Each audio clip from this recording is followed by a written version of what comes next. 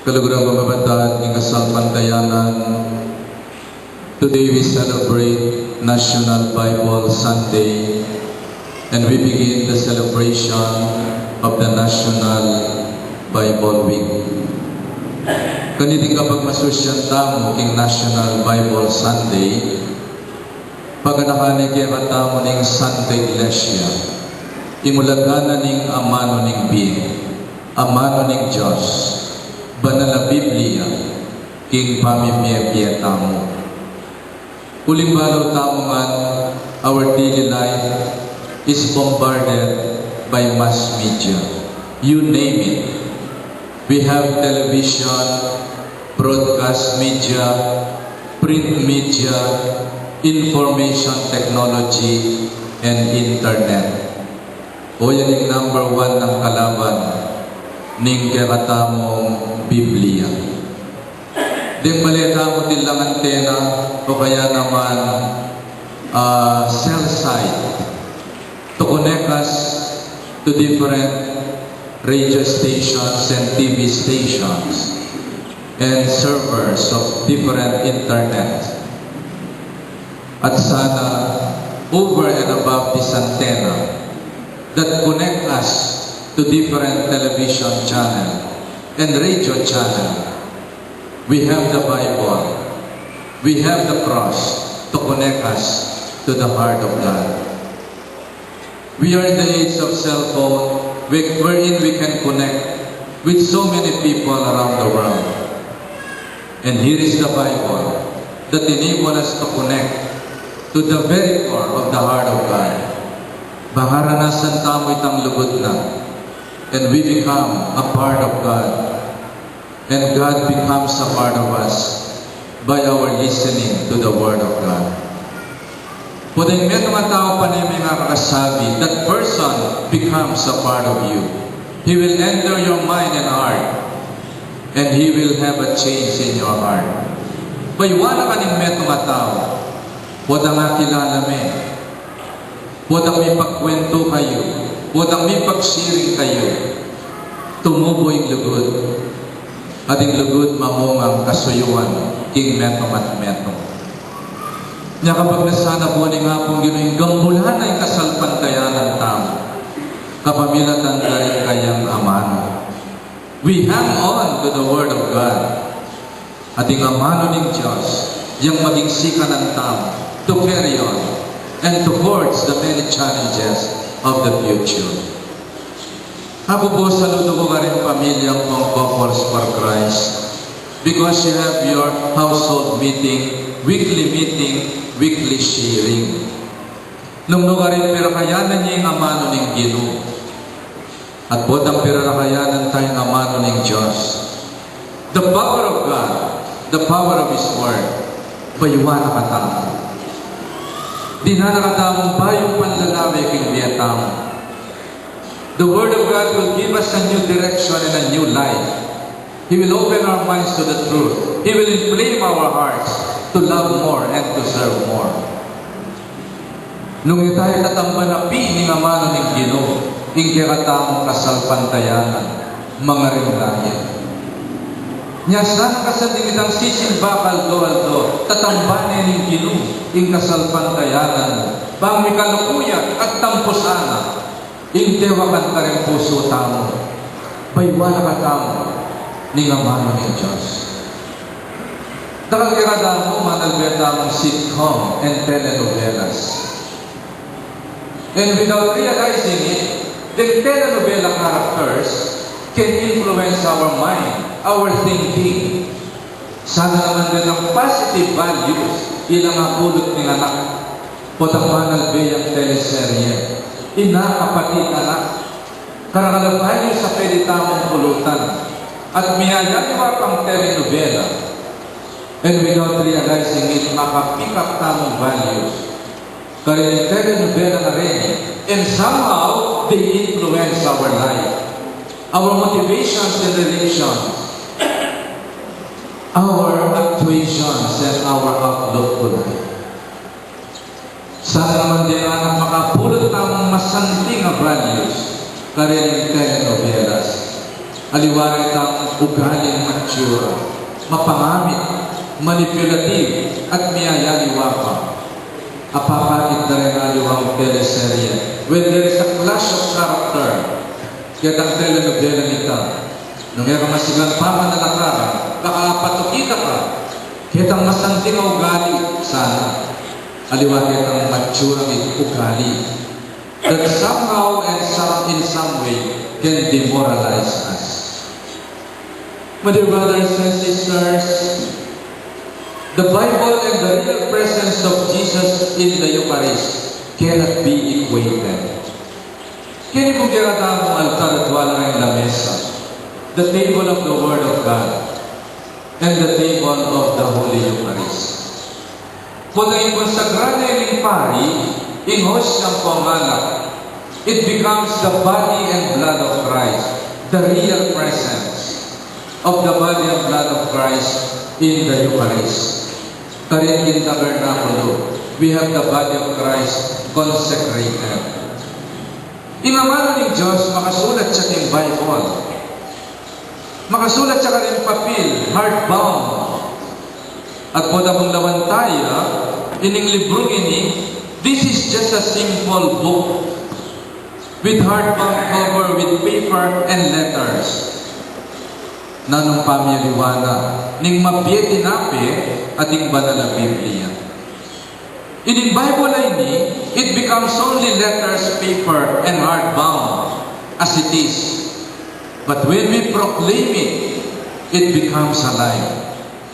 It is only when we proclaim the Word of God that it becomes alive. Mididinan niyang diwa, laman, flesh and blood, ingamano ng Ginoo when we proclaim it. Podang atsuyak, it is simply a book with letter and papers and hardbound. But when we proclaim it, podang papasyag tayo, podang daramdaman tayo, manigobray ba ng Espiritu, karing may katamong kaisipan at puso, bagay kaluba na katamo ng Diyos, karing kayang aman. And we listen to them with an open heart and an open mind, and we allow God to take in control and to effect changes in our minds by listening to the Word of God, and by doing them, may we become like Christ. Emo po ang papasyag ka na rin amano ka rin nakakabye. It is when we translate them in our lives. Potang apply tala ka rin pamibye-bye tamo. Kanitaya maging mabye, ingamano ng biye. It is the word of life when we put it into practice into our life. Nya binasana pong kasanting, ining sasabyanan ng gospel reading tamo ngayon. Nung rin sasabyana, may tupad siyang initing dati na ng kasulatan kabang pakiramdaman niyang mababasa. Tinubod na ako bang ihayag ang katimawan karing bihag. Let us allow the Word of God to liberate us from shackles of hatred, envy, jealousy, avarice, greed, lust, and sloth. It is a liberating factor in our lives.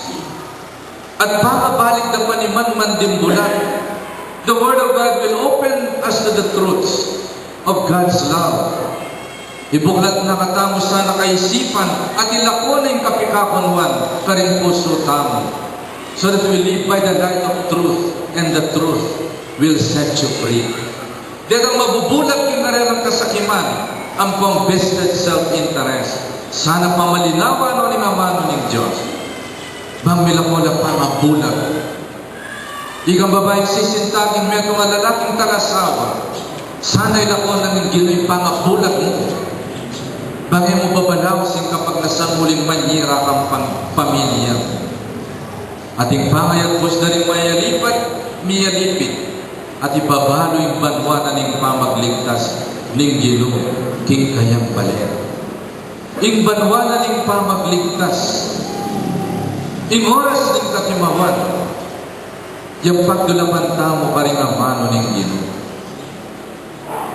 At ngayon kaurasan na tigdam tayo ng amano ng Diyos. Tanggapan tayo sa nang nini, here and now. ing banwaning grasyang papasyag na. Potang binayong nakakaisipan ng amano ning Ginoo. Potang pepalambutan ng puso para mamatawad, ing banwaning grasyang papasyag na, tinatang neking biyak. So my dear brothers and sisters, when the Word of God effect a change in us, ing banwaning grasyang papasyag na, at yun neking biyatamo. Because salvation is an experience of here and now. It is a here and now event. Adaralan kaya katamo ng amano ng Diyos. Talakad ka.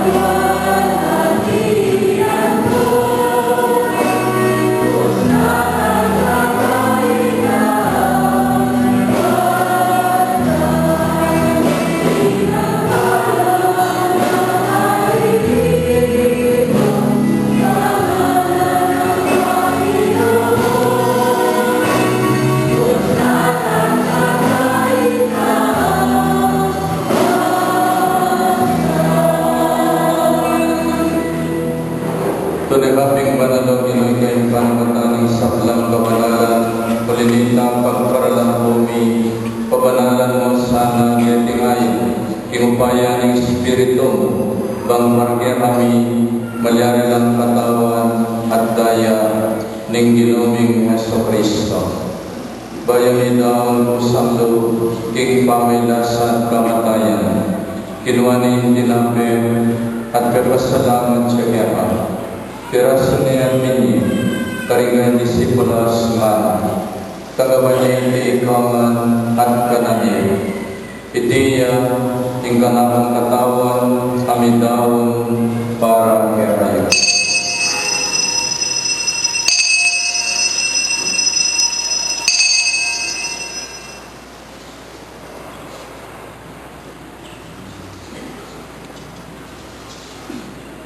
Makanya mo naman kay bat ng apunan, kinuhaning kalis, pasibayo yung pepasalamat kaya, at binyaning kalis, karingan disipulos nga.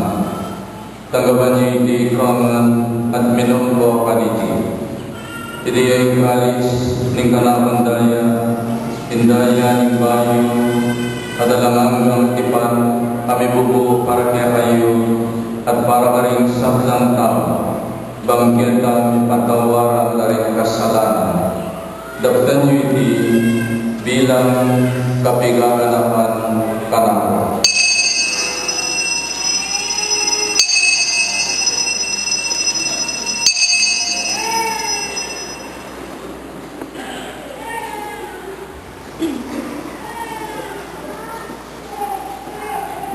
Ipasyag tayo ng misteryo ng kasalpandayan.